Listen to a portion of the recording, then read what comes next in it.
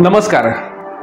कडकलाटच्या कडक बात या सेगमेंटमध्ये आपल्या सगळ्यांचं मी राजेंद्र मनपूर्वक स्वागत करतो.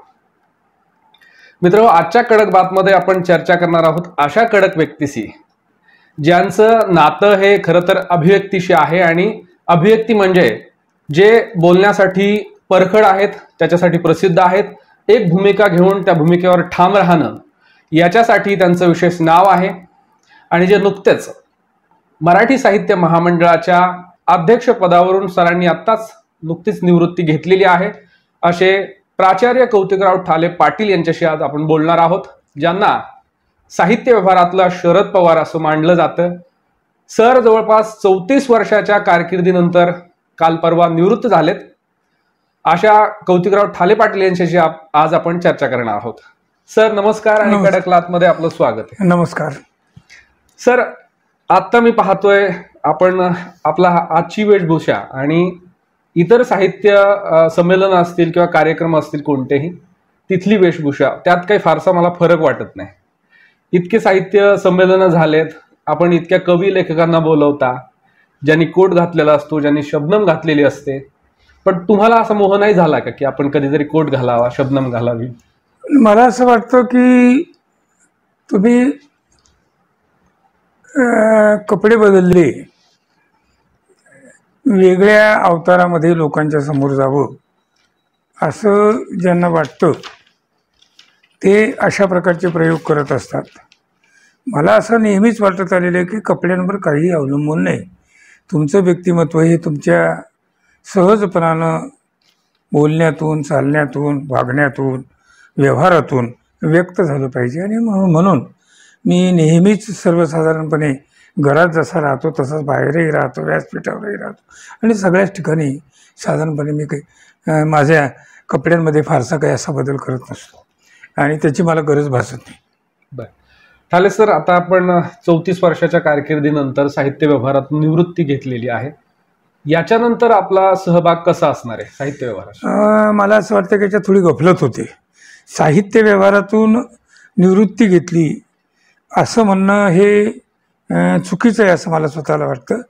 कारण मी जे बोललो आणि जी निवृत्ती मी घेतलेली आहे ती मी साहित्य महामंडळ, अखिल भारतीय मराठी साहित्य महामंडळाच्या कामकाजातून निवृत्ती घेतलेली आहे, आणि नव्या लोकांना संधी दिली पाहिजे, त्यानेही पुढे आलं पाहिजे, हा एक भाग. आणि बरीच वर्ष मी काम केलेलं आहे, तेव्हा आता ही वेळ आहे, या वेळेला आपण आता याच्यातून बाजूला झालं पाहिजे असं मला वाटलं. म्हणून मला कोणी या बाबतीत सांगितलं नाही, कोणी बोललं नाही, मी स्वतःहूनच बाजूला झालेलो आहे.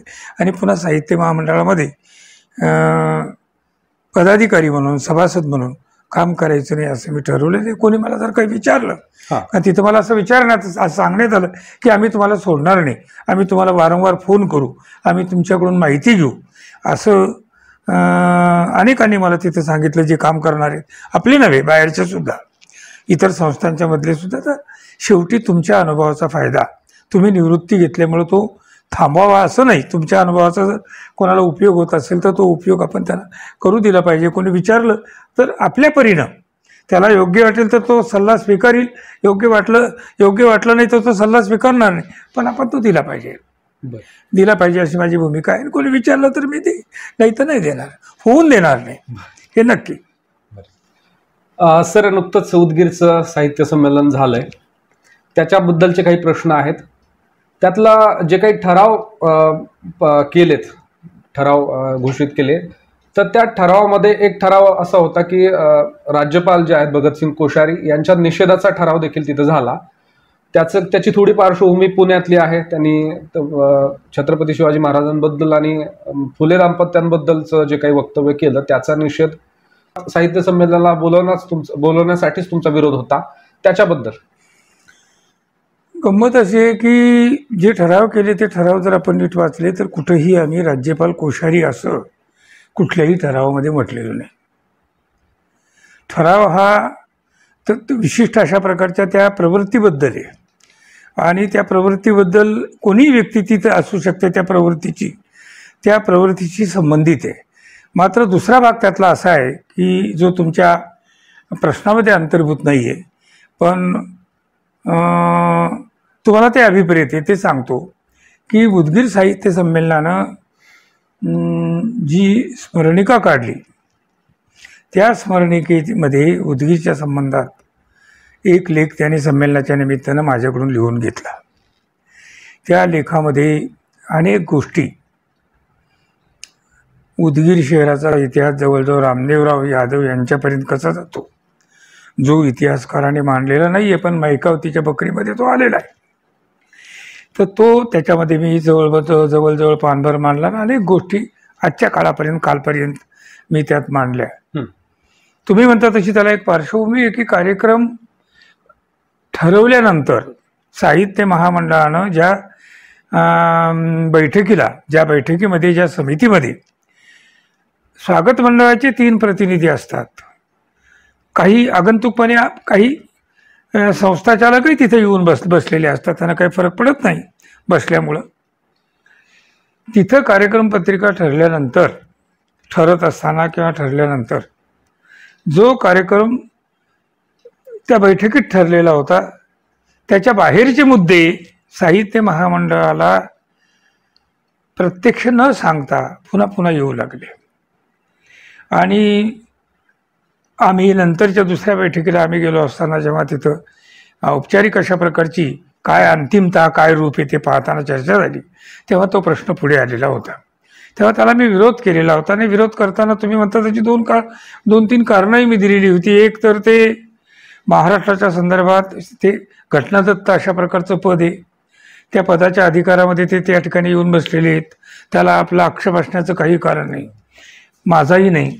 पण बसल्यानंतर जे व्यवहार घटनेप्रमाणे व्हायला पाहिजे तशा प्रकारचे व्यवहार होताना आपल्याला दिसत नाही. वर्तमानपत्रांमधून आपण बातम्या वाचतो आणि तुमच्या माध्यमातून सुद्धा वाचतो. मुख्य म्हणजे प्रिंट मीडिया जो आहे त्यात सविस्तर अशा प्रकारचं लेखन त्या बातम्यांचं झालेलं असतं. आणि ते आम्ही आमच्या ह्याच्यात आलो नाही वगैरे असं जिथं म्हणता येत नाही. असं सगळं पाहिल्यानंतर असं लक्षात आलं की शिवाजी महाराजांच्याबद्दल अनैतिहासिक अशा प्रकारची विधानं कोणत्याही प्रकारचा अभ्यास न करता, जाणकारांकडून माहिती न घेता उच्च पदावर असलेल्या व्यक्तीनं करणं हे गैर आहे, हे चुकीचं आहे. पुण्याला सावित्रीबाई फुले पुणे विद्यापीठामध्ये सावित्रीबाईंच्या पुतळ्याचं अनावरण त्यांच्या हस्ते झाले. ते कुलगुरू आहेत, त्यांचा तो अधिकार आहे. महाराष्ट्राचे राज्यपाल आहे, त्यांचा तो अधिकार आहे. तो अधिकार नाकारण्याचं काहीही कारण आपल्याला नाही. तर त्याच्यामुळं तिथं ते आलेले असताना तिथं फुले आणि महात्मा फुले आणि सावित्रीबाई फुले यांच्या संबंधामध्ये खिल्ली उडवणारं भाषण त्यांनी केलं, त्यांची दोघांची. त्याची चित्रफीत लोकांकडे उपलब्ध आहे. मला असं वाटतं की मार्मिकनं त्याच्यावर लिहिलेलंही होतं, मार्मिकमध्ये कोणीतरी त्याच्यावर लिहिलेलंही होतं आणि हेच मुद्दे त्याच्यामध्ये त्याने आणलेले होते. तर तो मुद्दा घेऊन तिथं मी त्यांना सांगितलेलं होतं की अशा पद्धतीनं वागणाऱ्या माणसाला ही आमची शक्तिशाली अशा प्रकारची प्रतीक आहे. शिवाजी महाराज काय, शाहू महाराज काय, बाबासाहेब आंबेडकर काय, किंवा महात्मा फुले आणि सावित्रीबाई फुले काय, बहुजन समाजाची शक्तिशाली प्रतीकं, त्यांचा अपमान केला जातो, त्यांच्याबद्दल त्यांची खिल्ली उडवली जाते आणि त्यांना चुकीचा इतिहास प्रस्तुत केला जातो. अशा व्यक्तीला या संमेलनामध्ये बिलकुल आपल्याला आणता येणार नाही, असा विरोध मी जरूर केलेला होता. आणि जर केला तर मी थेट निषेध करीन असंही मी म्हटलेलं होतं. आणि त्या स्मरणिकेच्या शेवटी त्यांनी त्यावेळेला ते रद्द केलं. पण स्मरणिकेमध्ये त्यांनी फोटो छापला, त्या स्मरणिकेच्या शेवटी मी हे विधान केलेलं आहे. बरं, ठाले सर, नाशिकच्या संमेलनानंतर उदगीरचं साहित्य संमेलन जो अगदी 4च महिन्याच्या अंतरानं घेतलं, त्याची खरंच गरज होती का? तेवढी गरज होती, त्याची निश्चितच गरज होती. या संदर्भामध्ये साहित्य उदगीरला जे संमेलन झालं 95वं साहित्य संमेलन, त्याचा जो समारोप झाला, त्या समारोपाचं माझं भाषण जर कोणी ऐकलं असेल तर त्याची गरज का होती हे मी सविस्तर त्या ठिकाणी बोललेलो आहे. मी थोडक्यात तुम्हाला असं सांगतो की उदगीरसारख्या ठिकाणी साहित्य संमेलनच मिळणार नव्हतं. माझा कार्यकाळ अध्यक्षपदाचा 31 मार्चला संपणार होता आणि म्हणून मी त्यांना साहित्य संमेलन हवं होतं. खेड्यामध्ये साहित्य संमेलन व्हावं, मराठवाड्यात मराठवाड्यात साहित्य संमेलन होतं. आपला कार्यकाळ संपतोय, आपल्या कार्यकाळामध्येच झालं तर हे साहित्य संमेलन होईल, नाही तर हे साहित्य संमेलन होणार नाही याची मला पक्की खात्री होती. आणि त्याचं आणखी एक कारण होतं उदगीरकरांनी मागितल्यामुळं, की आपण ज्या निजामी सत्तेच्या खाली मराठवाडा होता, त्या निजामी सत्तेखाली कर्नाटकाचा काही भाग आणि तेलंगणाचा काही भाग होता. आणि उदगीर हे अशा जागी वसलेलं गाव आहे की एकीकडून 12-15 किलोमीटरवर तेलंगणा आहे आणि एकीकडून 6-7 किलोमीटरवर कर्नाटक आहे. आणि शिवाय आपली जी भाषा होती राजकारभाराची निजामाची, ती उर्दू होती. मोठा समाज, मुस्लिम समाज त्या ठिकाणी, उर्दू बोलणारा, 4 भाषा त्या ठिकाणी एकत्र येतात. चौभाषिक समाज, चौभाषिक अशा पद्धतीने तो मराठी बोलतो, व्यवहारामध्ये तो मराठी बोलतो, मुस्लिम सुद्धा व्यवहारामध्ये मराठी बोलतो अशा ठिकाणी. आणि उदगीरसारख्या लहान गावामध्ये मराठवाड्यात हे साहित्य संमेलन जर ते मागतायत, ते कोणत्याही परिस्थितीत झालं पाहिजे असं मला वाटत होतं. त्यासाठी 3 महिने काय 4 महिने काय, जितक्या लवकर होईल ते झालं पाहिजे या गरजेतून ते साहित्य संमेलन आम्ही घेतलेलं आहे. बरं, पण जितका प्रभाव उस्मानाबादच्या साहित्य संमेलनात किंवा ज्या पद्धतीनं उस्मानाबादचं साहित्य संमेलन झालं, तुम्ही अनेकदा बोललात देखील त्याच्याबद्दल की असं साहित्य संमेलन कदाचित इतक्या चांगल्या पद्धतीचं होणार नाही. खरं लोकसहभाग असणारं साहित्य संमेलन होतं. अनेक अंगानं, जसं पुस्तक विक्री असेल किंवा मग तिथे काही राजकीय नेत्यांना पण प्रवेश नव्हता, या सगळ्या दृष्टिकोनातून पाहिलं तर उदगीरचं आणि नाशिकचं ह्या साहित्य संमेलनामध्ये तसं नाही पाहायला मिळालं. नाही, कसं आहे, प्रत्येक ठिकाणची मानसिकता त्या लोकांची वेगवेगळी असू शकते. उस्मानाबादचं लोकसहभागातून झालेलं संमेलन, त्याच्यामध्ये पुस्तक विक्रेत्यांनी पुण्याच्या विशेषतः घातलेला बहिष्कार, त्याच्यावर कमी आलेली दुकानं पुस्तकांची त्या ठिकाणी, तरीही 4 कोटींपर्यंत पुस्तकांची झालेली विक्री, हा उस्मानाबादचा विक्रम वेगळाच होता. आणि म्हणूनच मी म्हणत असतो की निदान पुढची 20 वर्ष उस्मानाबादच्या साहित्य संमेलनाचं नाव घेतलं जाईल, उस्मानाबादच्या साहित्य संमेलनाचं नाव घेतलं जाईल. उदगीरच्या साहित्य संमेलनामध्ये तसं झालं नाही. ही गोष्ट जरी खरी असली तर त्याला इतरही काही कारणं होती. कारण ते जे साहित्य संमेलन होतं, ते साहित्य संमेलन पूर्णपणे मराठवाडा साहित्य परिषदेच्या नियंत्रणाखाली होतं. आधी मराठवाडा साहित्य परिषद आणि नंतर साहित्य महामंडळ यांच्या नियंत्रणाखाली होतं. उदगीरच्या साहित्य संमेलनाबद्दल तसं झालं नाही. मराठवाडा साहित्य परिषदेची शाखा तिथं निमंत्रक होती आधी, परंतु उदयगिरी महाविद्यालयाच्या संस्थाचालकांनी आमची संस्थेला 60 वर्ष झालेली असताना या बारक्याच्या संस्थेचं इथे काय नकोय आम्हाला म्हणून त्यांच्यातच मतभेद झाले. आणि त्या मतभेदातून उदगीर मराठवाडा साहित्य परिषदेची शाखा बाजूला झाली आणि उदयगिरी महाविद्यालयाने ते साहित्य संमेलन घेतलं. त्यांच्या ज्या काही गरजा त्यांना वाटत होत्या, त्या गरजा त्यांनी तिथं राबवल्या. आणि उन्हाळा होता, नाही म्हटलं तरी हे वास्तव आपण मान्य करायला पाहिजे. मी सुद्धा ते मान्य करतो. संमेलन जरूर रेटून आम्ही घेतलं, पण उन्हाळा होता आणि नाही म्हटलं तरी उन्हाळ्याचा थोडाफार परिणाम त्याच्यावर झालेला आहे. साहित्य संमेलनावर झाला नाही असं होत नाही, कार्यक्रमांवर झाला नसेल, पुस्तक विक्रीवर जरूरच झाला. बरं, पुस्तक विक्रीवर त्याचा परिणाम होणार होता, तो झाला.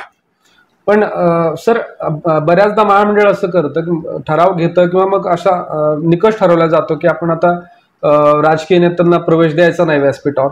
मग आपलाच घेतलेला निर्णय महामंडळ परत कसं काय मोडतं? मग उस्मानाबादला अमित देशमुख मंत्री असताना खाली होते. चांगला प्रश्न आहे तुमचा. मुळामध्ये साहित्य महामंडळ असा कोणताही ठराव घेत नाही. साहित्य महामंडळ कुठेही असो, त्यांना असं वाटत असतं, अशी माझी समजूत आहे. मला मात्र पक्क वाटतं की आमच्या लेखकावर जर अन्याय होऊ द्यायचा नसेल, हे काही राजकीय साहित्य संमेलन नाही. आणि म्हणून राजकीय व्यक्तींनी आमचं व्यासपीठ व्यापू नये. कारण जर राजकीय व्यक्तीनं व्यासपीठ व्यापलं, राजकीय व्यक्तींची भाषणं त्या ठिकाणी जर झाली, तर राजकीय व्यक्तीला तुमच्या बातम्यांमध्ये अग्रस्थान मिळतं. छापील म्हणजे वर्तमानपत्रामध्ये सुद्धा पहिलं पानाने अग्रस्थान तिथं मिळतं. आणि अध्यक्ष भारत शासनाचा थोडाफार अपवाद त्याला असू शकतो, कारण वेगळ्या पद्धतीचं त्यांचं भाषण होतं, पण अध्यक्षाला दुय्यम स्थान त्यात मिळतं. मध्ये कुठेतरी छोटंसं भाषण आणि त्याचं छापलं जातं. संमेलन कोणाचं असतं? साहित्यिकांचं असतं. साहित्यिकांचं संमेलन असतं, साहित्यिक तिथं अध्यक्ष असतो, तो पहिला असतो. एका अर्थानं तो तिथं राष्ट्रपतीच असतो. आणि जर प्रोटोकॉल पाळायचा असेल तर त्या राष्ट्रपतीचा पाळायचा का या राष्ट्रपतीचा पाळायचा, हा मुद्दा साहित्य महामंडळानं लक्षात घेतला पाहिजे. माझ्या दृष्टीनं राष्ट्रपती साहित्य संमेलन हे जर लेखकांसाठी असेल, तुमचा जसा प्रोटोकॉल आहे तसा साहित्य संमेलनाचाही प्रोटोकॉल आहे. आणि साहित्य संमेलनाचा प्रोटोकॉल पाळला गेला पाहिजे. राजकीय नेत्यांमुळं त्यांनी व्यासपीठ व्यापलं की तो प्रोटोकॉल पाळला जात नाही. म्हणून उस्मानाबादला कटाक्षानं आम्ही आमचेच लोक तिथं असल्यामुळं आणि मराठवाडा साहित्य परिषदेनंच फक्त ते साहित्य संमेलन शाखा जरी असली तरी घेतलेलं असल्यामुळं आम्ही कोणाचा शिरकाव होऊ दिला नाही. आम्ही त्यांना पैसेही मागितले. एरवी ते पैसे देतील याची खात्री नाही, याची बिलकुल खात्री नाही. तेही इकडून तिकडून जमा करूनच देत असतात पैसे. घरून काही कोणी पैसे घालत नाही, खिशातून काही कोणी पैसे घालत नाही. कितीही धनवान असला तरी आपल्याकडून त्याच्याकडून बँकांकडून, शासनाकडून, दुकानदारांकडून, सगळ्याकडून, जनतेकडूनच पैसा उभा केला जातो. त्यातून साहित्य संमेलन होत असतं. ते फक्त श्रम घेत असतात, आपलं मनुष्यबळ वापरत असतात आणि ते त्याच्याशिवाय होत नाही. आम्ही साहित्य महामंडळाचं समाजकार्य म्हणून काम करतो, तसं साहित्य संमेलनाचं स्वागत मंडळ किंवा निमंत्रक संस्थासुद्धा समाजकार्य म्हणूनच काम करत असते. त्या दृष्टीनंच त्याने काम केलं पाहिजे, अशी माझी या गोष्टीकडे पाहण्याची दृष्टी आहे, दृष्टिकोन आहे, भूमिका आहे. आणि म्हणून उदगीरची संस्था आम्ही विरोध केलेला असताना सुद्धा माझं पत्र आता इथं नाही आहे. मी ते तुम्हाला पत्र याच्यावर टाकायला दिलं असतं, पण माझं पत्र, त्या पत्रामध्ये स्पष्ट लिहिलेलं होतं की हे लेखकांचं असतं, महत्व लेखकाला पाहिजे, ते यांनी बापू नये. बरं, आता वारंवार आपण म्हणतायत साहित्य संमेलन हे लेखकांसाठी असतं, त्यांना महत्व दिलं पाहिजे. उदगीरला मनोरंजनाचे कार्यक्रम फार मोठ्या प्रमाणात झाले आणि ते लाख रुपयाच्या खर्चाचे होते. तोच पैसा साहित्यिकांसाठी खर्च करता आला असता. तसं पाहिलं तर सगळा ओढा हा मनोरंजनाच्या कार्यक्रमाला जास्त होता आणि साहित्यिकांची दांडी होती, लेखकांची दांडी होती अनेक महत्वाच्या कार्यक्रम. महत्वाचं, बरोबर तुमचा मुद्दा बरोबर आहे. पण मला या ठिकाणी स्पष्ट केलं पाहिजे की मनोरंजनाचे कार्यक्रम साहित्य महामंडळानं ठरवलेले नव्हते. आम्ही मनोरंजनासाठी जे कार्यक्रम त्यांना दिलेले होते ते म्हणजे त्या भागातला म्हणजे सीमाभागाच्या, महाराष्ट्राचा सीमाभाग कर्नाटकातले कलावंत, महाराष्ट्राचा सीमाभाग तेलंगणातले कलावंत, महाराष्ट्राचा किंवा कर्नाटक तेलंगणाचा सीमाभाग आणि महाराष्ट्राचे कलावंत अलीकडचे, या भागातले विविध प्रकारच्या लोककला तिकडे अस्तित्वात आहेत. या कलाकारांना भेटून त्यांचे कार्यक्रम आपण मनोरंजनासाठी ठेवा, अशा प्रकारची भूमिका घेऊन ती आखणी आम्ही करून दिलेली होती. आणि त्यांनी ती माहितीही जमवलेली होती. थोडेफार कार्यक्रमही त्यांनी घेतले. नंतर संस्था चालकांनी, स्वागत मंडळानं भर दिला आणि तुम्ही काही लाख म्हणतात, 50 लाखापर्यंत किंवा त्यापेक्षाही जास्त एकाला. माझी माहिती जर खरी असेल, कोणीतरी बोललं तिथं, मला माहीत नाही खरोखर तेवढे दिले की काय, पण 1.5 कोटी रुपये सुद्धा दिले. एका कार्यक्रमाला 1.5 कोटी रुपये सुद्धा दिलेले आहेत. मग तेवढे पैसे दिले, त्यांच्याजवळ होते त्यांनी दिले. आम्ही आक्षेप घेण्याचं काही कारण नाही. साहित्य महामंडळ आक्षेप घेणं आणि त्यांनी जमवले, कुठून आणले हे विचारायचं प्रयोजन आमच्याकडे नाही. आम्ही कशाला विचारायचं? तुम्ही आणले, तुम्ही खर्च करा.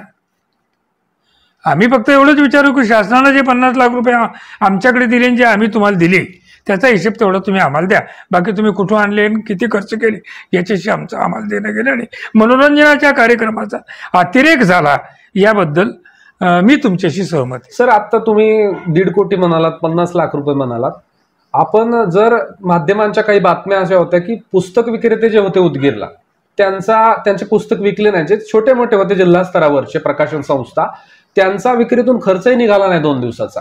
जर त्यांच्याकडून स्टॉलचं एवढं भाडं घेतलं जात असेल तर म्हणजे याच्याकडे काय म्हणतात, याच्याकडे हे म्हणून बघायला पाहिजे का, साधन म्हणून उत्पन्नाचं. जर तेच 1.5 कोटी किंवा तेच लाख रुपये बुक स्टॉल कडून पैसे कमी घेता आले असते, घ्यायचा नाही असं नाही, पण थोड्याफार प्रमाणात घेऊन त्यांना जर प्रोत्साहन देता आलं असतं.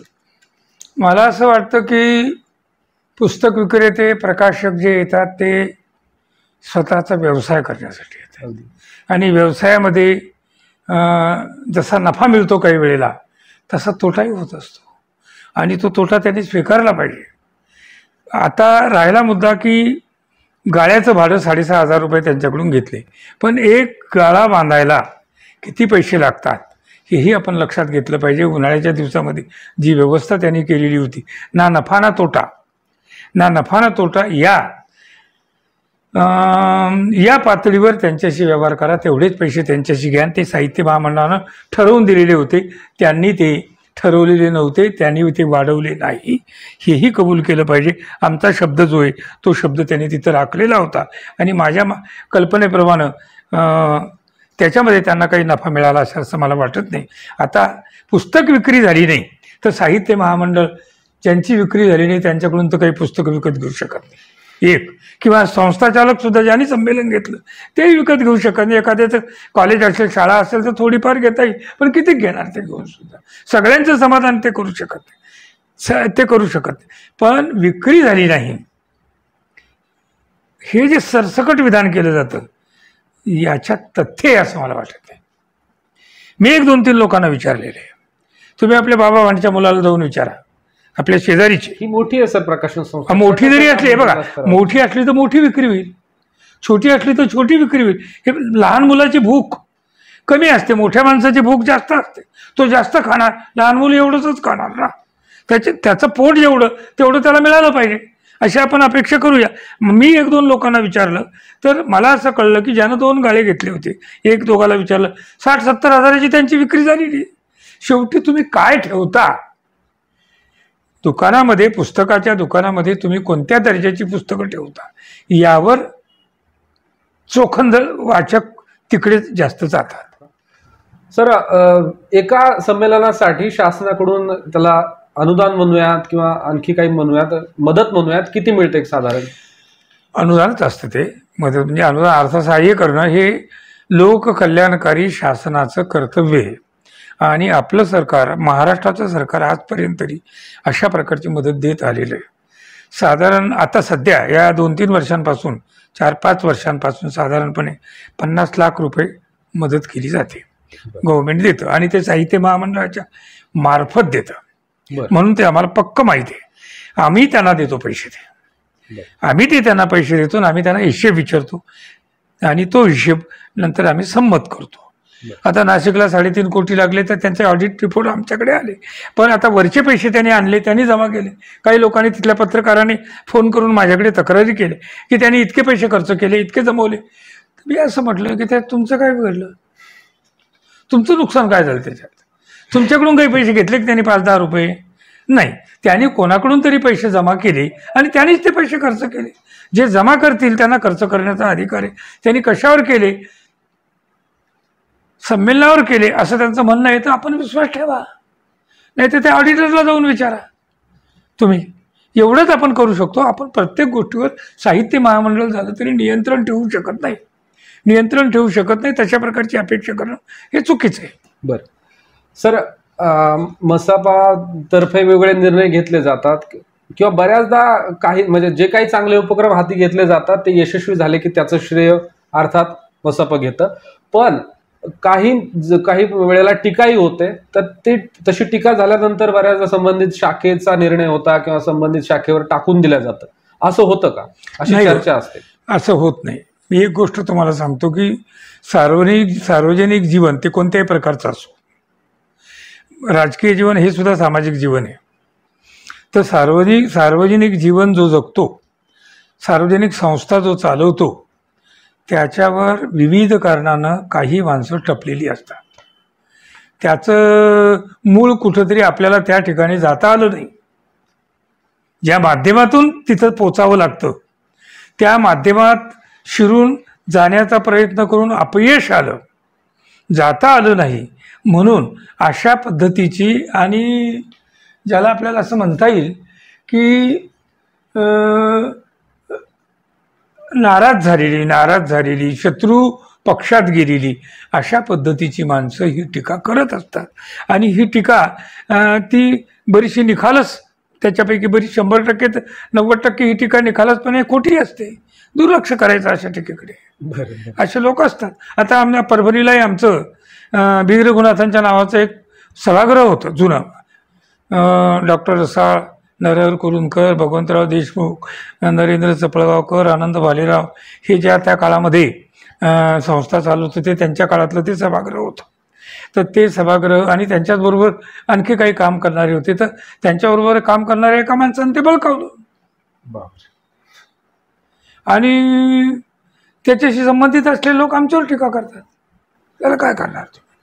अगदी टीकेचा विषय निघाला. एका मध्यंतरी एका युट्यूब चॅनलला देखील तुम्हाला टार्गेट करून व्हिडिओ केला, तो त्यात तुमच्यावर असे आरोप आहेत की मसापच्या विशेषतः ज्या काही हॉल आहेत, जागा आहेत किंवा भाड्यानं दिल्या जातात, तर त्याचा काय व्यवसाय करतं का मसाप? आणि त्याच्यानंतर दुसरा एक प्रश्न होता की इतर ठिकाणी तुम्ही जागेची मागणी केली होती शाखेसाठी, मग लातूर असेल, परभणी असेल किंवा नांदेड असेल, तर अशा ठिकाणच्या जागेची काय गरज आहे मसापाला? याच्याबद्दल काय बोला? मला असं वाटतं की वेळ पांघरून पेडगावला गेलेला आहे जो कोण टीकाकार तुम्ही म्हणता ज्याने केली मला माहीत नाही, किंवा मग एक तर त्यानं सुपारी तरी घेतली असली पाहिजे. एखादी सार्वजनिक संस्था जी अनेक सार्वजनिक उपक्रम राबवते, ज्यासाठी खर्च येतो, ज्यासाठी कर्मचारी नेमावे लागतात, कर्मचाऱ्यांचा पगार असतो, विद्युत बिल असतं, फोन बिल असतं, अनेक गोष्टी, पाहुणे येतात जातात, चहा पाणी, विविध प्रकारचा खर्च असतो. आणि हा खर्च करण्यासाठी पैसे कुठून आणायचे? जर तुमच्याकडे तुम्ही उत्पन्नाची साधनं निर्माण केलेली असतील आणि त्यावेळेला त्या सभागृहांमध्ये तुमचे स्वतःचे त्या दिवशी जर उपक्रम नसतील, साहित्य परिषदेचे उपक्रम नसतील, कार्यक्रम नसतील, मोकळा असेल आणि त्या दिवशी जर कोणी भाड्यानं घेतलं असेल, तर ते पैसे मिळवून या उपक्रमांच्यासाठी राबवणं, पाहुण्यांची उत्तम सोय करणं, याच्यासाठी जर समजा खर्च त्यासाठी पैसा लागतो, खर्च करत असेल तर त्यात काय चूक आहे? मला असं वाटतं की आपलं जे मराठवाडा साहित्य संमेलन झालं 41वं, ते साहित्य संमेलन सप्टेंबरमध्ये झालं. त्या संमेलनामध्ये मी नांदेडला मराठवाडा साहित्य परिषदेची स्थापना झाली आणि नांदेडच्या शाखेला जागा नाही म्हणून मंत्री आलेले होते उद्घाटनाला, अशोकराव चव्हाण. तेव्हा मी असं म्हटलं होतं की अशोकराव लक्ष घाला आणि तुम्ही एकदा मला शब्द दिलेला आहे, तेव्हा तो शब्द पाळा आणि तिथल्या शाखेला तुम्ही जागा द्या. हा संदर्भ घेऊन मला रसाळ सरांनी सांगितलं, मला माहीत नाही कोण येतो, त्यांनी सांगितलं की कोणीतरी अनालायझर आहे. अनालायझरला मी मराठीत विश्लेषक म्हणतो. आता गंमत अशी आहे की मला नावही माहीत नाही कोण अनालायझर आहे, कोण विश्लेषक आहे. ज्याला स्वतःला काय चाललं हे कशासाठी करायचं असतं हे माहीत नाही, जो दुसऱ्याकडून स्क्रिप्ट लिहून घेतो आणि तीच फक्त मी अनालायझिंग करतो म्हणून वापरतो, ते जर असं करत असतील तर सुपारी घेतलेलाच म्हटलं पाहिजे त्याला, बाकी काय म्हणणार आपण त्याला. म्हणून अशाकडे फार लक्ष देऊ नये, त्याचं पोट दुखणं त्याच्या पाठीमागं दुसऱ्याचंच असतं, तो दुसऱ्याच्या पोट दुखण्यासाठी वापरतो ती भाषा. माध्यमं एरवी ही तुमच्यावर टीका करतात, तुम्हाला टार्गेट करतात, असं वाटतं का ते जाणून बुजून करतात? मला त्याचं दुःख नाही.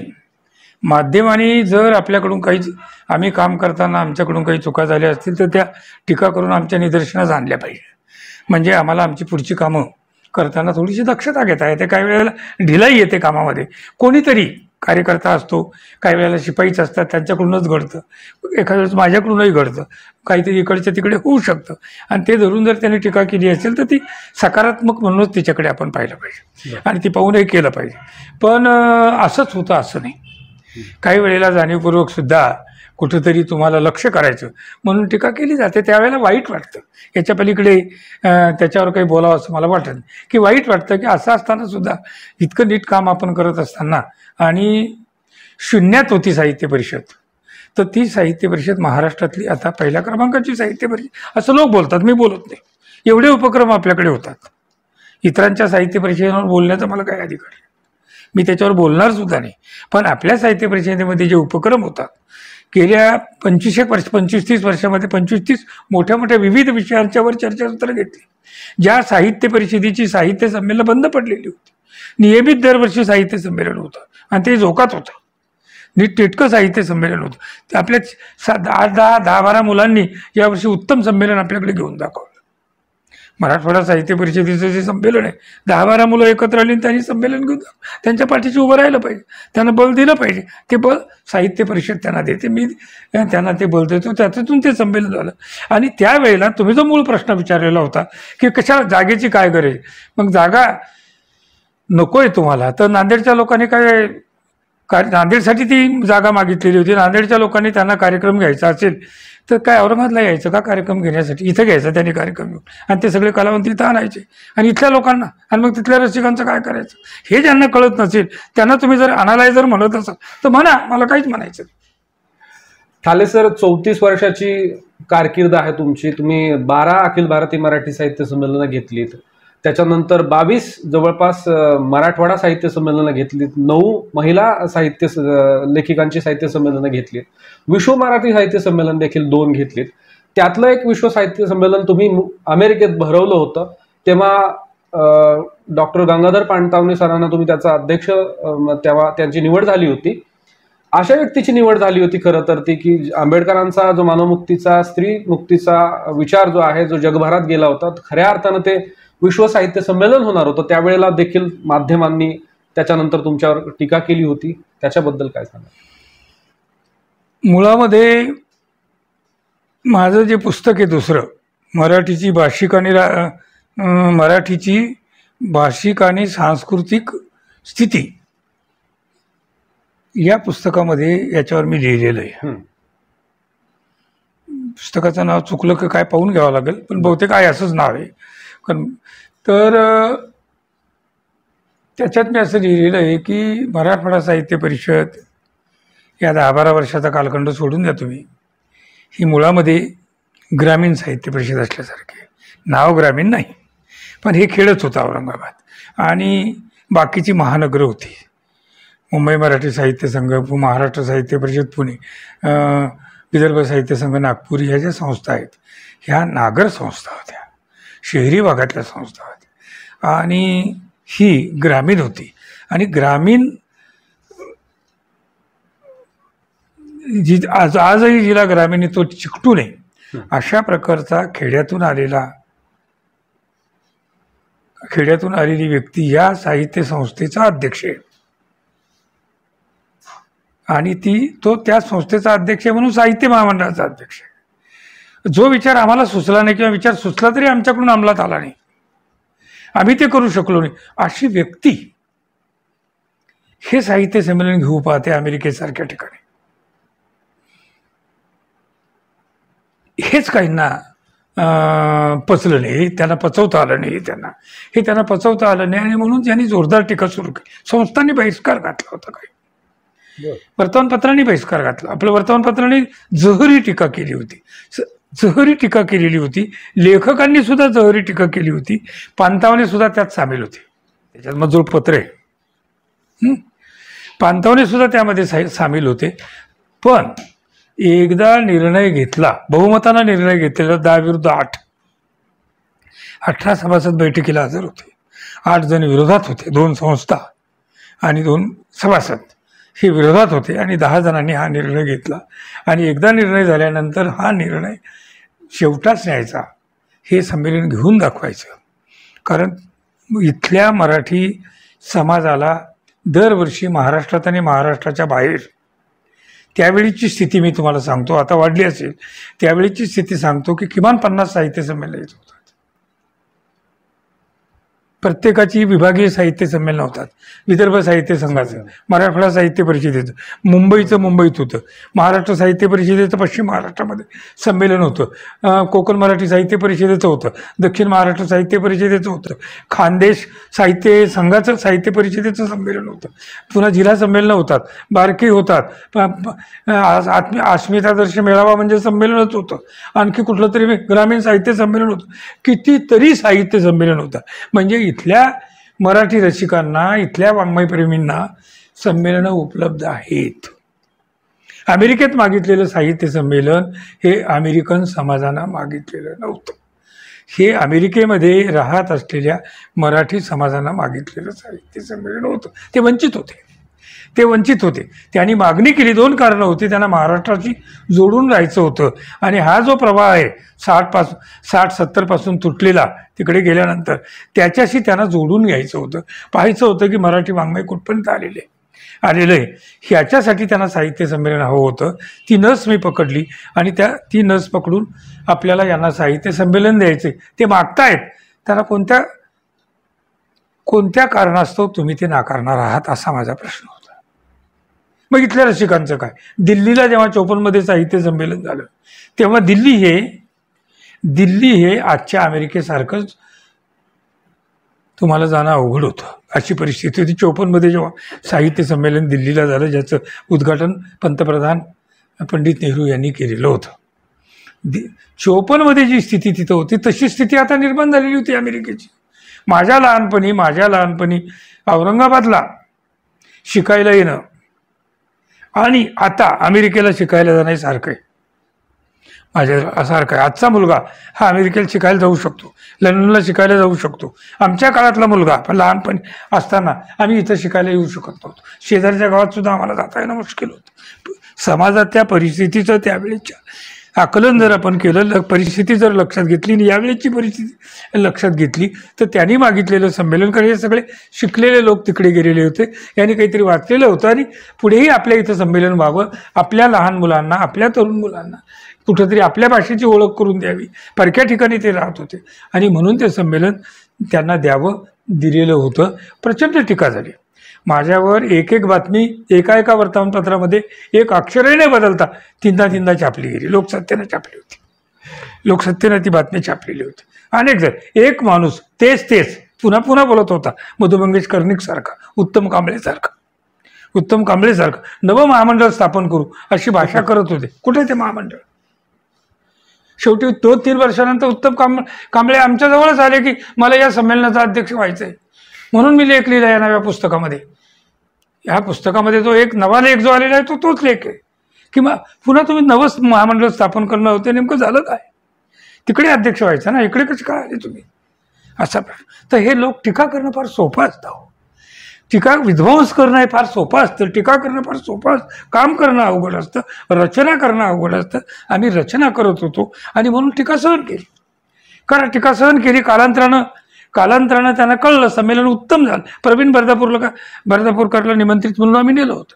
ते म्हणायचे, तरी तिथे गेल्यानंतर सुद्धा ते म्हणायचे की किती जरी चांगलं संमेलन झालं तरी आम्ही याच्या विरोधात लिहिणार. तुम्हाला लिहा, पण तुम्ही संमेलनाला आलेले आहात एवढं लक्षात घ्या.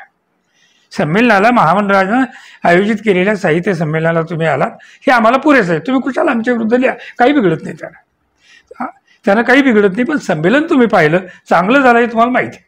तुमची मनोदेवता काय सांगते हे महत्त्वाचं आहे माझ्या दृष्टीनं. आणि त्यांनी केली नाही, नंतर काही केलं नाही त्यांनी, पण तिकडून सगळ्या बातम्या आल्या, इथल्या लोकांनी त्या बातम्या छापल्या आणि त्याच्यानंतर मग त्यांना कळलं की अरे हे नीट होतं. फक्त ABP माझाचे काय नाव, संपादक खांडेकरांनी माझी मुलाखत घेतली आणि मग ते असं म्हणाले की तुमचं म्हणणं प्रत्येक वेळेला मला बरोबर वाटलेलं आहे, तुमचं काही चुकीचं तुम्ही केलेलं नाही आहे. जे टीका करत होते ते सुद्धा आपल्या बॅगा बांधून तयार होते अमेरिकेत यायला, पण तुम्ही त्यांना बोलवलंच नाही.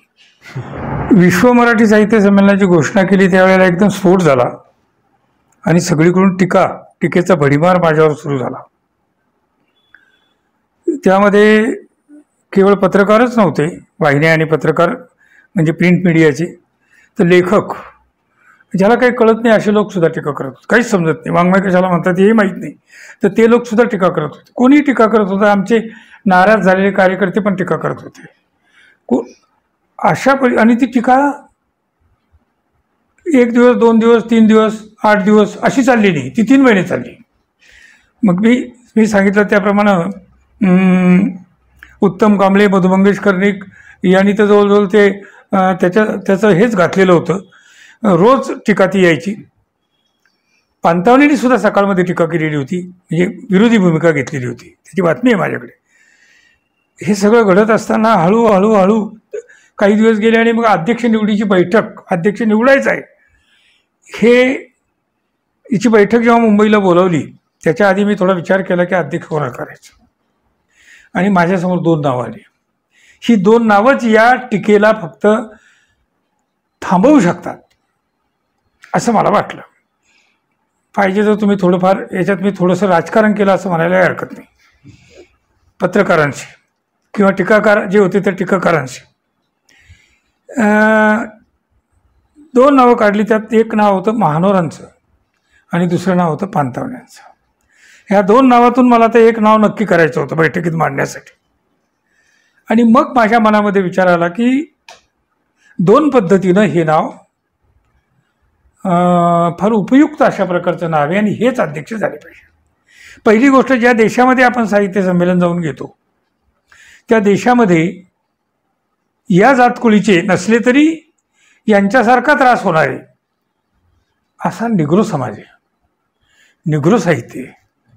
त्या जातकुळीचं साहित्य भारतामध्ये निर्माण झालं ते पहिल्यांदा महाराष्ट्रात.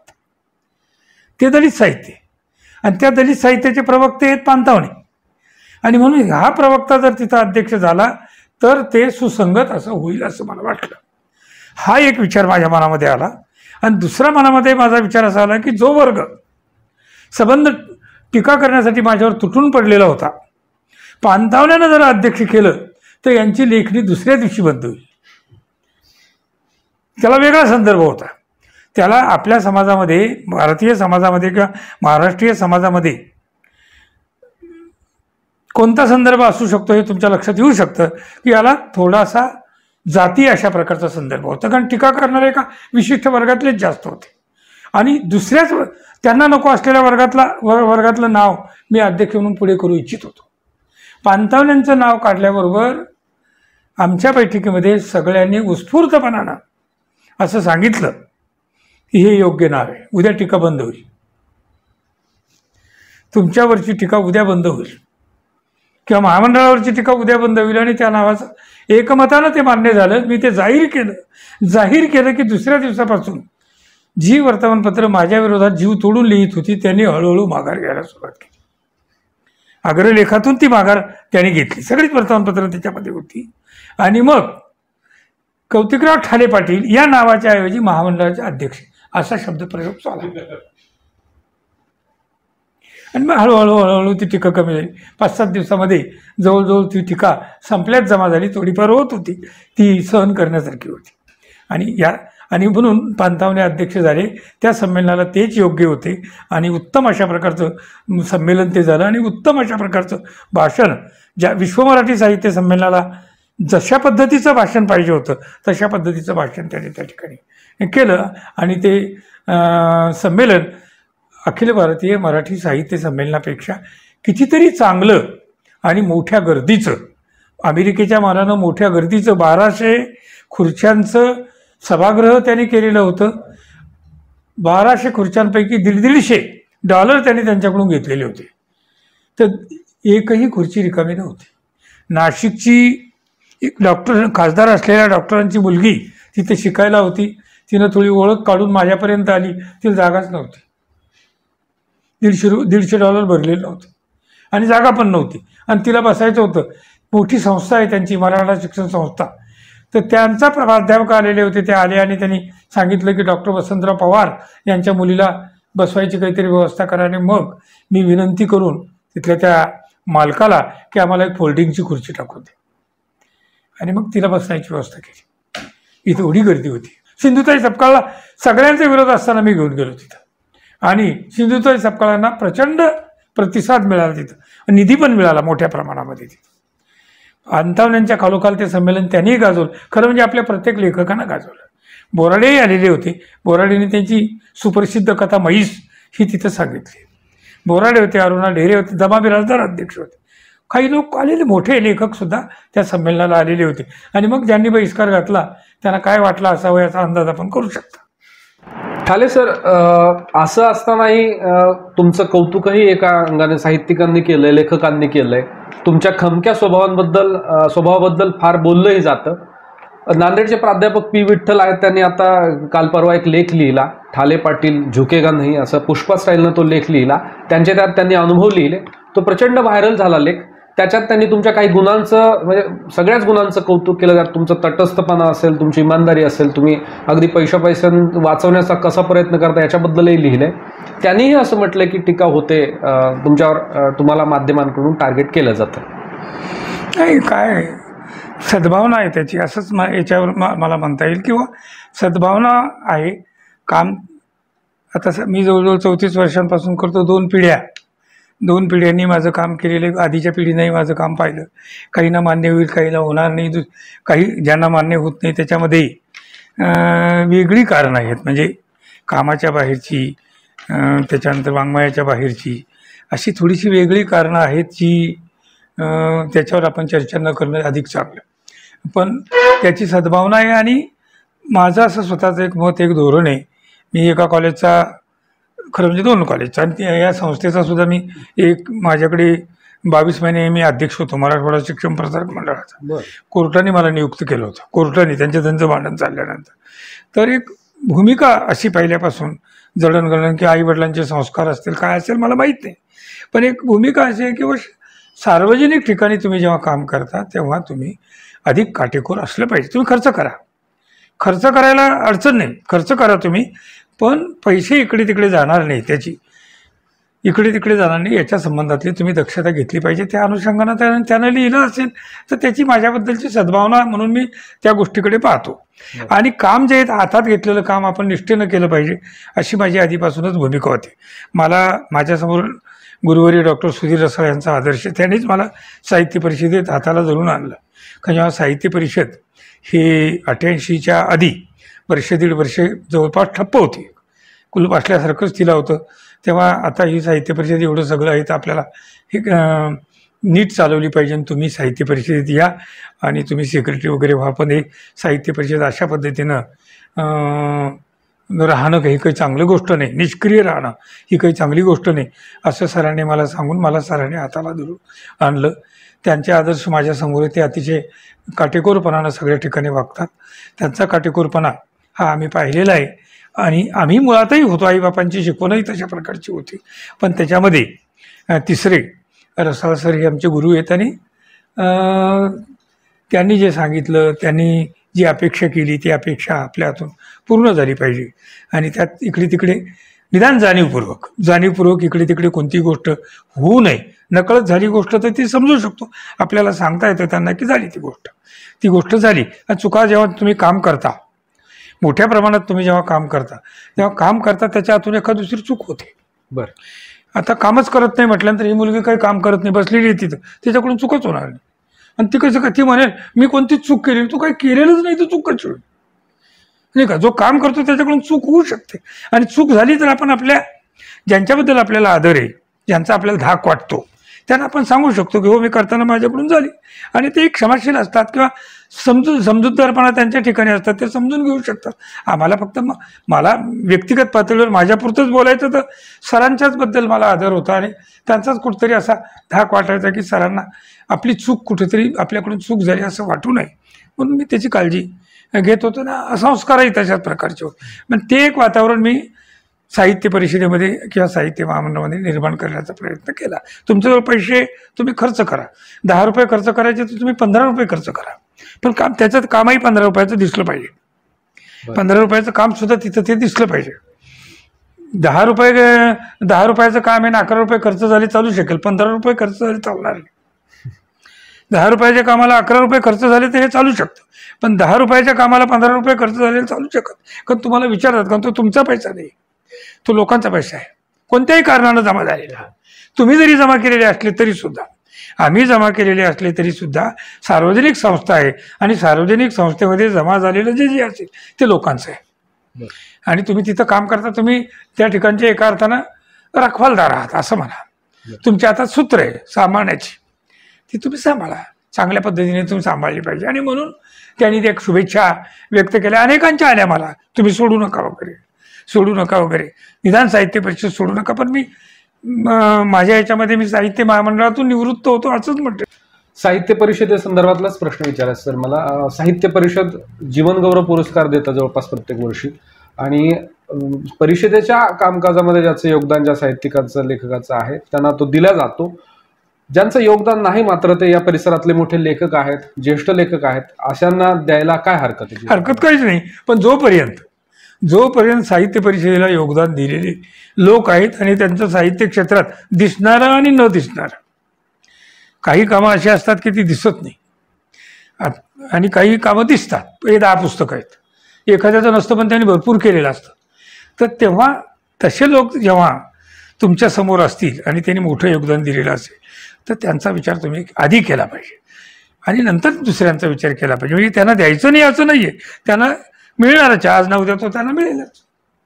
आणि मुळामध्ये आपला प्रदेश केवढा आहे, आपल्या प्रदेशामध्ये महत्त्वाचे असे ज्यांना महाराष्ट्र पातळीवर किंवा भारतीय पातळीवर नाव आहे असे किती लेखक आहे. तुम्ही उठसूट कोणाला तर तो देणारच नाही ना, जीवनगौरव नाव दिलेले आहे. चालतो उठसूट याला त्या कोणाला तरी वाटतं म्हणून एकानं आम्हाला शिफारस केली, समजा की हे 200 लोकांनी सही केली आणि पत्र पाठवलं, याला दे, आम्ही नाही देणार ना, देणार नाही. आम्ही देऊ, आम्हाला दिसलं पाहिजे ना, त्याचं लोकांनी ते मान्य केलेलं असलं पाहिजे, महाराष्ट्राला माहीत पाहिजे, महाराष्ट्रालाही माहीत पाहिजे, महाराष्ट्राला माहीत पाहिजे. आणि म्हणून प्रताप बोराडेने हे संबंध काम उभं केलेलं होतं. आधी सुरुवातीचा काळ जो होता की म्हणजे कंपाऊंड घालण्यापासून काम त्याने केलं. आम्ही नाही का, तोपर्यंत मी नव्हतो परिषदेत, मी 88 मध्ये आलो, त्याच्या आधीचं काम आहे, त्याच्या आधीचं ते काम आहे. आणि कागदपत्र वगैरे जी नव्हती ती सगळी जमवणं वगैरे त्याने केलेलं होतं. आणि म्हणून याही गोष्टीची दखल घेतली पाहिजे ना. ती जागा तशी होती. आनंद भालेरावांचा उल्लेख का करतो, पुतळा का आम्ही तिथं बसवला, आनंद भालेरावांनी ती जागा आणि साहित्य परिषदेवर त्यांचं असलेलं प्रेम, त्या संबंध जुन्या मंडळीचं, की त्यांनी सन्मित्र कॉलनीचे सभासद साहित्य परिषदेला ही जागा द्यायला तयार नव्हते 60-62 मध्ये. तेव्हा आनंदराव असं म्हणाले होते की वा ही अरे साहित्य परिषद आपली आहे आणि तिला घर नाही, आपल्याला सगळ्यांना घरं झाली, साहित्य परिषदेला घर नाही, आता ही पडू नये जागा, ही देऊ साहित्य परिषदेला. 1000 रुपयाला त्या काळामध्ये ती जागा मराठवाडा साहित्य परिषदेला जवळपास 1 एकर जागा त्याने दिली. हे जे त्यांचं करतो, हे जे त्यांचं काम आहे परिषदेच्या परिषदेच्या अनुषंगाने, हे तुम्ही लक्षात घ्याल की नाही. आज तर ते पुरस्कार घ्यायला नाही आहे, पुरस्कारानंतर सुरू झाले, मग आता ते नाही आहेत, मग अशांचं काय करायचं असा प्रश्न निर्माण. म्हणून त्यांचं काहीतरी स्मारक तुम्ही केलं पाहिजे. यशवंतरावांचं या साहित्य परिषदेवर सगळ्यात जास्त प्रेम होतं.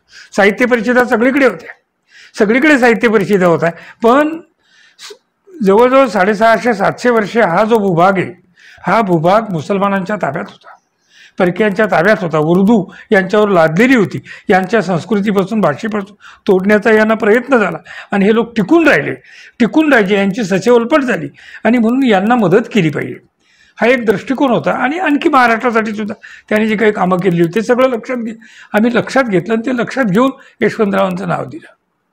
ते काही भुगीच आलेलं नाही आहे, ते काही जातीय अस्मिता अमकं तमकं त्याच्यातून ते कोणी दिलेलं नाही आहे, की तर त्यांचं महाराष्ट्रासाठी, त्यांनी भाषेसाठी, संस्कृतीसाठी केलेलं काम, मराठवाड्याकडे त्यांचं असलेलं लक्ष, त्याही दृष्टीनं ते लक्षात घेऊन त्यांचा पुतळा, त्यांचं स्मारक त्या ठिकाणी केलं, त्यांच्या नावाचं ते दिलेलं आहे. आणि आता मला स्वतःला असं वाटतं की आज जे लोक आहेत ते काही कायम राहणार नाही, दुसरे कोणी येतील, आणि दुसरे कोणी आले तरी जर माथे फिरू असेल कोणी तरच फक्त फरक पडू शकतो. माथे फिरून असेल तर कोणी ते नाव काढून घेऊ शकत नाही, कोणीही काढून घेऊ, यशवंतरावांचं नावही काढून घेऊ शकत नाही, यशवंतरावांचा पुतळाही काढून घेऊ शकत, आनंदरावांचा पुतळाही कोणी काढू शकत नाही. उघड तर ते हे काम योग्य व्यक्तीनं जे काय केलेलं असेल त्याचं स्मरण करणं, पुण्यस्मरण करणं, हे आता काम करत असलेले जे लोक आहेत त्यांचं मला असं वाटतं की त्यांचं हे कर्तव्य आहे, त्यांनी ते केलं पाहिजे.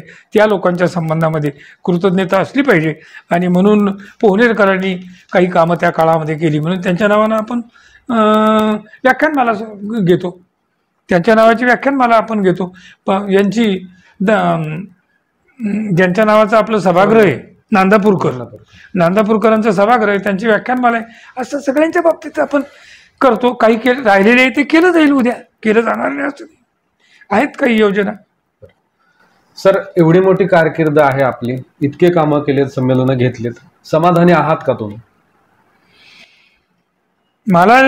माझ्यासमोर मला जे वाटायचं ती सगळी कामं, जवळपास बरीच कामं त्यातली मी केलेली. तुम्ही म्हणता तशी मराठवाडा साहित्य संमेलन नियमित करून 22-23 संमेलनं घेतली. तुम्ही 12 म्हणालात, पण 10 साहित्य संमेलनं मी घेतली. औरंगाबादचं धरून 10 साहित्य संमेलनं मी घेतली. बाकीच्या साहित्य संमेलनांमध्ये मार्गदर्शन भाग वगैरे तो होता, ती मी बाजूला केली. त्याच्यानंतर लेखिका साहित्य संमेलनाची स्थापना केली, विश्व मराठी साहित्य संमेलनाची स्थापना केली, ती संमेलनं घेतली. त्यानंतर मोठे वाङ्मयकार जे असतील त्यांच्यावर चर्चासत्र घेतली, मोठे समाजसुधारक असतील त्यांच्यावर चर्चासत्र घेतली, मोठे कालखंड लक्ष अगदी मार्सवर सुद्धा आपण घेतलं, महत्त्वाचं आहे. दुष्काळावर आपण चर्चासत्र घेतलं, या सगळ्या गोष्टींच्यावर चर्चासत्र घेतली. म्हणून पुष्कळ कामं करता आली. काही कामं थोडीफार राहून जातात तर त्याला असमाधान म्हणता येणार नाही, पण ती करण्याची उमेद मात्र आहे. आता ती किती होतील, नाही झाली तर पुढच्या लोकांनी ती करावीत अशी अपेक्षा मी करणार. पण एक आता या आपल्याला 75 वर्ष होत आहेत. बरं, स्वातंत्र्याची 75 वर्षी जी आहे, शासन काय करेल ते करू द्या, शासन त्यांच्या पातळीवर करेल. पण आपल्या संस्थेच्या पातळीवर या 75 वर्षामध्ये मराठी साहित्यानं सगळ्याच वाङ्मय प्रकाराने कसं कसं वळण घेतलं, या निमित्तानं एक 3 दिवसाचं चर्चासत्र मोठं 2 लाख रुपये खर्च करून घ्यायचा विचार आहे. 1.5-2 लाख रुपये खर्च होतातच. लोकांचं येणं, हॉटेलं महाग, त्यांची जेवणं, त्यांचं मानधन. लोकांना असं वाटतं की कुठून येतात हे पैसे, तर ते त्या भाड्यातून येतात, हे त्याच्यातून येतात. मग भाड्यानंच देतात तर मग कशासाठी घ्यायचं तिथं नवं, हे त्यांना नाही कळणार. जो काम करतो त्यांना ते कळतं, आणि पैशाचं मोल ज्याला कळतं ते त्याला ते कळतं. ठाले सर, कार्यक्रमाच्या या मुलाखतीच्या शेवटाकडे आहोत आपण. तुमचं एक पुस्तक येऊन गेलेलं आहे, म्हणजे ज्याचं संमेलनाच्या मांडवाखालून हे पुस्तक आलेलं आहे, अनुभव आहेत तुमचे. त्याचा दुसरा भाग येईल का आता, एवढे अनुभव घेऊन? खरं म्हणजे सगळेच लोक तुमच्या सकट, तुम्ही विचारला प्रश्न म्हणून तुम्ही, हे बाकीचे नाही, सगळेच लोक माझ्यावर अन्याय करतात. माझं एकच पुस्तक का आलं, त्याच्यापेक्षाही महत्त्वाचं एक पुस्तक माझं आलेलं आहे, मराठीची भाषिक आणि वाङ्मयीन स्थिती. आता नाव आठवलं मला बरोबर, आधी काय सांगितलं माहिती, बहुतेक असंच सांगितलं, वाङ्मयीन स्थिती हे पुस्तक आले. आणि त्याच्यात अतिशय महत्त्वाचे अशा प्रकारचे अनेक संदर्भ आहेत, मला वाटतात. अनेक लोक कोटेशन घेतात त्याचे, पण त्या पुस्तकाचा उल्लेख करत नाही. ते जाणीव तुम्ही सोडून बाकीचे लोक ज्यांच्या मनामध्ये माझ्याबद्दल ज्यांच्या मनामध्ये कुठंतरी कटुता आहे, कुठंतरी शत्रुत्वाची एक भावना आहे, दुस्वास ते माझा करतात, ते जाणीवपूर्वक त्याचा अनुल्लेख करतात, जाणीवपूर्वक करतात. त्याचा ते अनुल्लेखानं ते पुस्तक मारतात. अनेक लेख मी लिहिलेले. आता माझी प्रत्येक साहित्य संमेलनामध्ये मी भाषण करतो, त्या भाषणामध्ये काही वेगळे मुद्दे असतात. आता गोव्याच्या मराठीचा मुद्दा मी तिथं मांडला, या स्मरणिकेत मी मुद्दे मांडले, तो जो लेख मी तुम्हाला सांगितला. नाशिकला काही मांडले, प्रत्येक ठिकाणी मी काही ना काही नवं असं शोधून मांडतो. मराठवाडा साहित्य संमेलनामध्ये मी मांडले, लेखकाच्या पद्धतीनं सुद्धा मांडले, इतिहासाच्या पद्धतीनं सुद्धा मी मांडलेले. त्याचा उल्लेख कोणी करत नाही, कोणी गांभीर्याने घेतच नाही, फक्त टीका करत राहायची, फक्त बोलत राहायचं आणि लोकांची दिशाभूल करायची. एवढाच उद्योग काही लोकांना असल्यामुळं आणि आयुष्यभर तो तेच करत आलेले असल्यामुळं त्यांना करू दे, काही फरक पडणार नाही, त्यांना काही फरक पडणार नाही. दुसरं पुस्तक देऊन तुम्ही त्याचा पुढचा भाग म्हणता, तर त्याचं असं आहे की मला दुसऱ्यावर कोणावरही जबाबदारी टाकायची नाही आहे. त्याचं सगळं श्रेय मी लोकसत्तेनं माझ्या विरोधात खूप लिहिलं, तरी लोकसत्तेने एक काम माझ्याकडून करून घेतलं. आणि मी त्याचा उल्लेख नेहमी करतो की लोकसत्तेनं मला सांगितलं होतं की तुम्ही एक सदर वर्षभर चालवा, आणि मी त्यांना नकार दिला होता की मला लिहायची सवय नाही, मी लिहित नाही, मला लिहिता येत नाही, अशा पद्धतीने मी बोलू शकतो असं मी त्यांना बोललो. पण त्यांनी सक्ती केली, मला 1-2-3 लेख तर लिहून पहा असं ते म्हणाले. 2-3 लेख मी लिहिले, ते त्याच्यात नाहीत, ते त्याच्यामध्ये घातलेले नाही आहेत. आणि नंतर माझ्या लक्षात आलं की याच्यावर आपल्याला लिहिता येणं शक्य, आणि मी लिहित गेलो. मग बोराडेंचा फोन, मग शेषराव मोहितेचा फोन, मग अमर हबीबचा फोन, मग निराळे फोन मला येत गेले की आम्हाला माहीतच नव्हतं, तुम्ही पण वेगळं मांडलंय असं. आणि मग मला हुरूप वाटला, आणि मग मी ते संबंध लिहिलं. ते लेख म्हणजे ते पुस्तक आहे, आणि म्हणून त्याचा मी लोकसत्तेचे त्या पुस्तकासाठी नेहमीच आभार मानतो. एखाद्या वर्तमानपत्रानं जर मला पुन्हा सदर लिहायला सांगितलं तर पुन्हा मी लिहू शकतो, पण वर्तमानपत्र सांगायला तयार नाही, त्यांचा विश्वासच नाही आहे माझ्यावर की हा लिहू शकतो. ठाले सर, आजच्या या कडकलाच्या रोखठोक या सत्रामध्ये आपण आमच्याशी चर्चा केलीत, सगळ्या प्रश्नांची उत्तरं सविस्तररित्या दिलीत, आणि निश्चितच इथून पुढे आपण साहित्य परिषदेच्या कामामध्ये आणखी आम्हाला वेळोवेळी म्हणजे साहित्य परिषदेला मार्गदर्शन करत राहाल, कार्यरत राहाल. तुम्हाला तुमच्या निरोगी जीवनासाठी पुढे खूप शुभेच्छा, खूप धन्यवाद. जर तुम्हाला हा व्हिडिओ आवडला असेल तर लाईक करा, शेअर करा आणि अशाच रंजक आणि कडक व्हिडिओज करता कडकलात या चॅनलला सबस्क्राईब करा. बेल आयकॉनवर टॅप करायला विसरू नका, म्हणजे आमच्या नवीन व्हिडिओचे अपडेट तुम्हाला मिळत राहतील.